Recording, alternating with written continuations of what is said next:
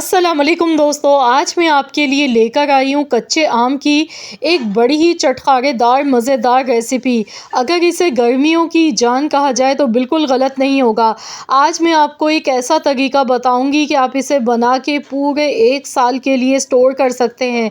ये वाली आम की खट्टी मीठी चटनी आप पराठे के साथ खा सकते हैं या आप बच्चों को लंच बॉक्स में सैंडविच के साथ लगा के दे सकते हैं। आप इसे मुख्तलिफ़ तरीक़ों से खा सकते हैं। वैसे तो जब आप इसे बनाएंगे ना तो ये बचेगी नहीं, मिनटों में ख़त्म हो जाएगी। तो चलिए हम देख लेते हैं किस तरीके से आम की ये चटनी हमने बना के तैयार की थी। इसके लिए यहाँ पर सबसे पहले कच्ची कैरियाँ लेंगे। कच्चे आम है मेरे पास आधा किलो। अब हम इसे अच्छी तरह से वॉश करने के बाद इसका छिलका उतार लेंगे। तो ये टोटल 1 किलो आम है, लेकिन इसमें से मैं आधे इस्तेमाल करूँगी। आधी कैरी की मैं बनाऊँगी ये चटनी। और यहाँ पर सबसे पहले इसका छिलका उतार लेंगे, उसके बाद फिर हम इसकी कटिंग करेंगे। तो फ्रेंड्स, आप जल्दी से मुझे कमेंट्स में बताएं क्या आप मज़ीद और रेसिपीज़ कच्ची कैरी पर देखना चाहते हैं।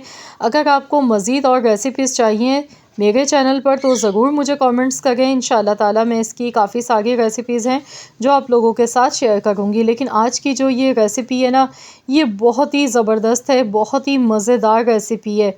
क्योंकि इसकी ख़ास बात ये तो खाने में बड़ी ही लाजवाब ही लगती है, और दूसरा ये है कि इसे बना के आप एक बार में पूरे साल भर के लिए स्टोर भी कर सकते हैं।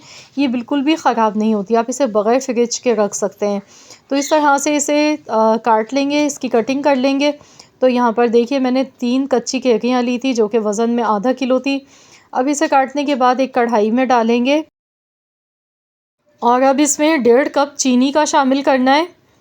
थोड़ा सा पानी इसमें डालेंगे 1/4 कप। काला नमक इसमें थोड़ा सा डालेंगे 1/4 चम्मच के बराबर। इसके साथ ही यहाँ इसमें कलौंजी जाएगी 1/4 चम्मच। कलौंजी इसमें बहुत ही अच्छी लगती है। चाट मसाला डालेंगे 1/4 चम्मच, थोड़ा सा चटपटा सा इससे फ्लेवर आएगा। ऑरेंज फूड कलर 1 चुटकी के बराबर। ऑरेंज फूड कलर बिल्कुल ऑप्शनल है, लेकिन अगर आप डालेंगे ना तो इससे कलर बहुत अच्छा लगता है। आप चाहें तो इसे स्किप भी कर सकते हैं। अब इसे एक बार अच्छी तरह से मिक्स कर लेंगे। गैस का फ्लेम ऑन करेंगे, हल्की आंच पर इसे 20 मिनट के लिए पकाना है। तो चलिए इसे कवर कर देते हैं 20 मिनट के लिए। तो यहाँ पर मैं इसे 20 मिनट के लिए हल्की आंच पर पका लेती हूँ, फिर आपको दिखाऊंगी। तो यहाँ पर 20 मिनट हो गए हैं पकते हुए, तो चलिए देख लेते हैं। तो यहाँ पर देखिए कैरियाँ जो है ना हमारी वो अच्छी तरह से गल चुकी हैं, ये देखें। अब इसमें मैं एक चीज़ डालूँगी जिसकी वजह से इसकी जो शेल्फ़ लाइफ है ना वो बढ़ जाएगी। आप इसे पूरे साल के लिए भी स्टोर कर सकते हैं। तो यहाँ जो चाशनी है ना इसकी, इसे अच्छी तरह से गाढ़ा करना है। पहले तो हमें इसे अच्छी तरह से पकाना है। ये देखिए अभी रनी फॉर्म में है ये काफ़ी ज़्यादा। तो ये थोड़ी सी थिक हो जाएगी ना इसकी चाशनी। गैस का फ्लेम हाई कर लेंगे, हाई फ्लेम पर इसे पका लेंगे। 2 से 3 मिनट ही लगेंगे। अब इसमें नींबू का जूस डालेंगे थोड़ा सा, आधा नींबू का रस इसमें मैं डाल गई हूँ। इससे ये होगा कि एक तो चीनी जो है ना इसमें, ये जो चाशनी है ये इसमें जमेगी नहीं, और दूसरा इसकी शेल्फ़ लाइफ बढ़ जाएगी। तो आधा नींबू का रस इसमें मैंने डाला है। अब मैं इसे पका रही हूँ मज़ीद 1-2 मिनट के लिए, ताकि जो चाशनी है ना हमारी ये थोड़ी सी गाढ़ी हो जाए। वैसे तो ये ठंडे होने के बाद भी काफ़ी गाढ़ी हो जाती है। तो यहाँ पर देखिए इसकी कंसिस्टेंसी अच्छी तरह से देख लेंगे तो ये बिल्कुल परफेक्ट है। ये देखें एकदम चाशनी जो है ना इसकी गाढ़ी होने लगी है। तो चलिए गैस का फ्लेम ऑफ़ कर देते हैं। तो यहाँ गैस का फ्लेम ऑफ़ करने के बाद अब मैं इसे ढक्कन लगा के रख दूँगी। गैस का फ्लेम मैंने बंद कर दिया है। तो कवर कर देंगे इसे, और इसे इतनी देर तक रखा रहने देंगे जब तक कि ये अच्छी तरह से हमारी चटनी जो है ना ठंडी नहीं हो जाती है।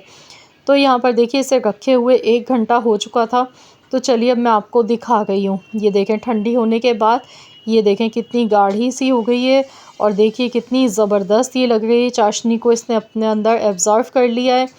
तो देखिए देखते ही मुंह में पानी आ रहा है। ये बहुत ही मज़ेदार, बहुत ही लाजवाब बनती है। तो चलिए इसे डिश आउट कर लेते हैं। डिश आउट करके आपको दिखाती हूँ फ़ाइनल लुक। माशाल्लाह अल्हम्दुलिल्लाह देखिए मिनटों में ये बन गई। और यकीन जाने आप इसे जब बनाएंगे ना तो आपके बच्चे मज़े ले ले के खाएंगे। तो आप लोग ज़रूर मुझे कमेंट्स में बताएं कि आप सबको कैसी लगी है मेरी ये रेसिपी। आप इसे किसी भी एयर टाइट बॉक्स में आप इसे रख के स्टोर कर सकते हैं। आप इसे बग़ैर फ्रिज के भी रख सकते हैं, ये बिल्कुल भी ख़राब नहीं होगी। आप इसे ब्रेड के साथ खाएं या तो फिर आप इसे पराठों के साथ खाएं या ऐसे भी आप इसे चम्मच से खाएंगे ना, बड़ी ही मज़े की ये लगती है। तो ज़रूर आप लोग इस रेसिपी को ट्राई कीजिएगा और अपना फ़ीडबैक मेरे साथ ज़रूर शेयर कीजिएगा। अगर आज की ये वीडियो आपको पसंद आई है तो इस वीडियो को जल्दी से लाइक कर दें, शेयर कर दें। चैनल पर नए हैं, अगर आप मेरे चैनल पर अब तक सब्सक्राइब नहीं किया है आपने, तो चैनल को भी ज़रूर सब्सक्राइब कर लीजिएगा और साथ ही में दिए गए बेल आइकॉन को प्रेस कर दीजिएगा ताकि आपको मेरी हर नई आने वाली वीडियो का नोटिफिकेशन सबसे पहले फ्री में देखने को मिल सके। मिलते हैं इंशाअल्लाह ताला एक और नई मज़ेदार सी यूनिक रेसिपी के साथ। तो जब तक के लिए अल्लाह हाफ़िज़।